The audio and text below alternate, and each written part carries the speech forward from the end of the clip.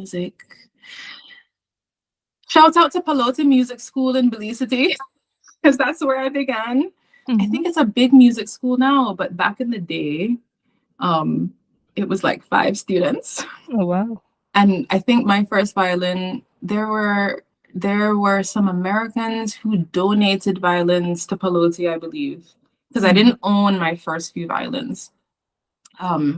When we moved to Jamaica and I was playing violin, everyone thought, oh, so you're rich because you can like afford violin lessons.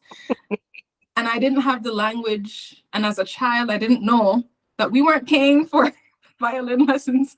There was a special, at the time, I don't know what it's like now, but at the time, it was like the Americans coming and helping. So like volunteer work. And if we paid anything, it wasn't to the level of what people do pay for violin lessons, which are famously expensive.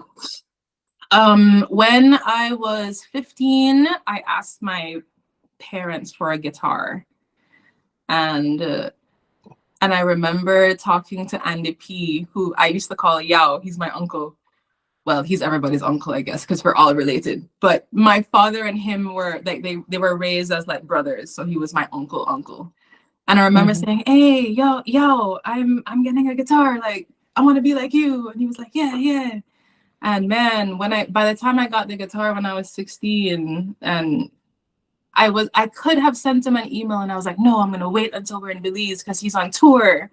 And of course, he died a few months later. And I was never able to tell him in person, I got the guitar. Yeah. But I got this guitar and I used it to sing the sad songs that were famous at the time, because I was a sad teenager with just a lot of emotions. I wasn't really sad, but I was just a teenager with a lot of emotions, feeling isolated in a foreign country. And in my early 20s, when I was in university, I had the opportunity to study abroad in Brazil. And I took the guitar with me to Brazil.